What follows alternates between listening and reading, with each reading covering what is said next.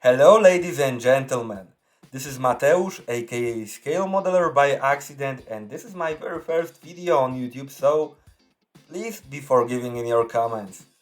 I build miniatures of airplanes and armored vehicles in 1/72nd, 1/48th and 1/35th scale.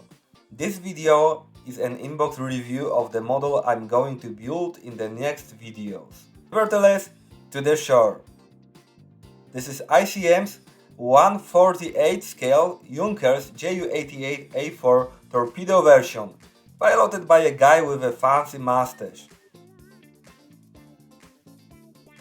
The kit's number is 48236. On the box we will find a short background and one of the painting options. I have opened the box yet to check if everything inside is alright, so you may notice a mark after my nail. Because this is ICM, we have a box covering another very sturdy box with the content. Inside we will find one big bag with plenty of plastic,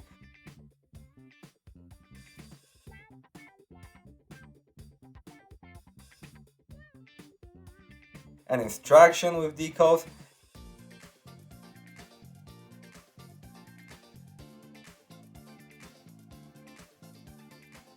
and a very nice leaflet which inspired me to check something.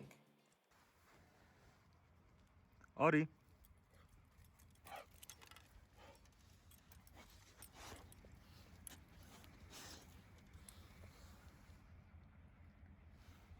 Okay, he likes the kit, but fortunately not to eat. Let's start with the instruction, which has a short background and text spec in Ukrainian and English on the front page.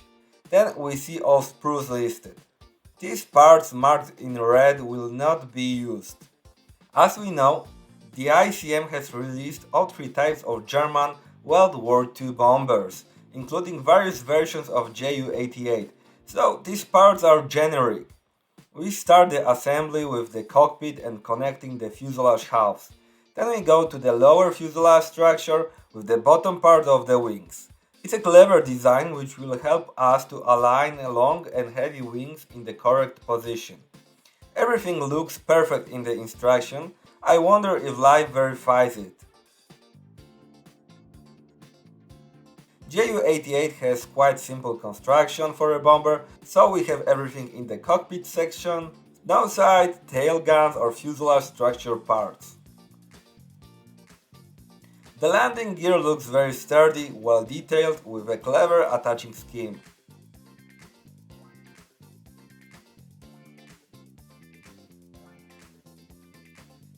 Then we have engines. ICM offers us miniatures of both UMO 211J engines.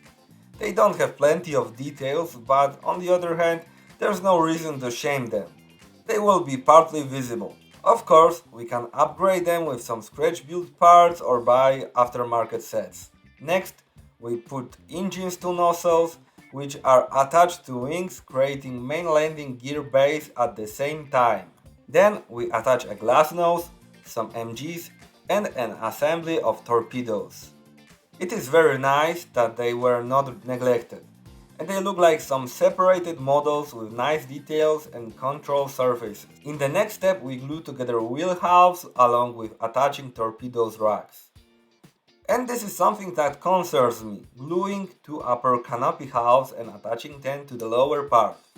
It may be quite difficult not to damage these parts with glue or pressure. I know the aircraft has a quite complicated canopy shape, but I believe these parts could have been designed better. It's in case if your miniature was looking more like a Millennium Falcon or Volkswagen Beetle. Joke. This is painting scheme on black and white print with standard German camouflage for bombers. We can choose between two marking options from Italy and two others from France in 1944 and Norway in 1945. I must admit that these two bought me and I will have built this from France. Decals are printed on blue paper. We do not get swastikas. I know that it is due to low regulations in some countries, but I do not like this political correctness. ICM's decals feel very soft. I'm afraid they may be quite fragile.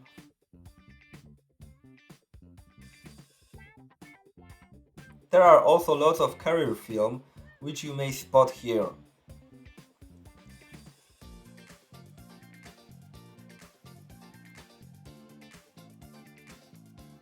Now it's time for plastic parts. I have to say that I don't like the way the kit is packed. One bag for so many screws and parts is both uncomfortable as well as may cause damage to some parts. But let's look closer at the content, which is molded in soft plastic. As we see, the level of detail is very nice. Parts are sharp and clear. Before I bought this model, I was reviewing it on the kit shop's website, but in reality it looks much better and promising. Panel lines seem to be very nicely marked, generally, because there is one exception which I will mention later. It is a shame that we do not get any rivets. I noticed several seam lines as well as pin marks to remove, but overall there are no flash or sink marks on plastic parts. Also, small parts look very sharp and crisp.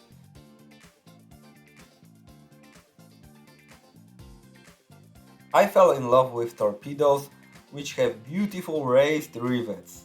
They will look amazing after finishing them.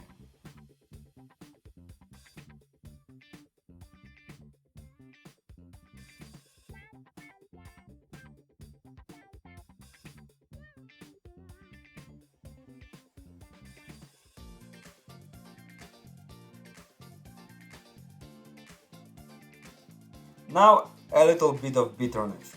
The camera had problems showing this, but panel lines in upper fuselage surfaces fade quite significantly.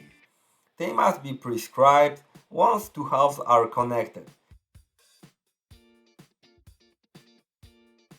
Nevertheless, I must rate plastic parts very high, with nicely molded cockpit and surface details.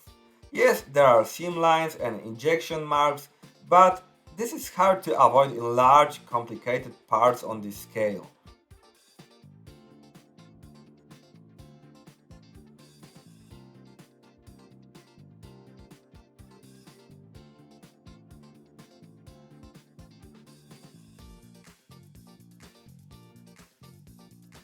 Now it's time for clear parts that are gorgeous.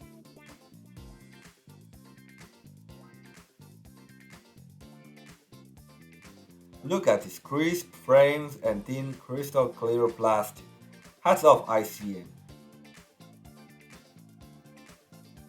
At this moment I am even more worried about the upper main canopy halves because damaging them during assembly would be a crime.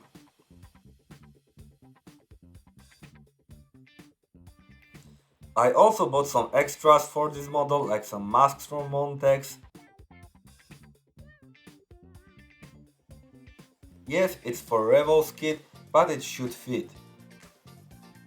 Because the cockpit will be well visible through the canopy, I also bought seat belts from Edward.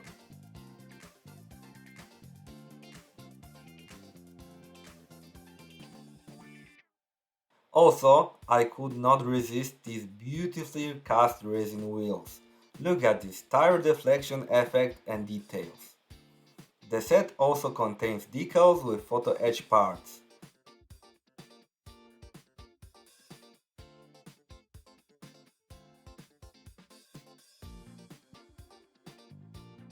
Okay, so that's ICM's 148 scale JU88 torpedo version. The kit looks very promising. At the price of 150 Polish zloty or 38 euros, it's a bargain. I can't wait to start building it. To see the next video, please subscribe to my channel and hit the bell icon next to the subscription button to be alerted when I publish the next episode. Cheers!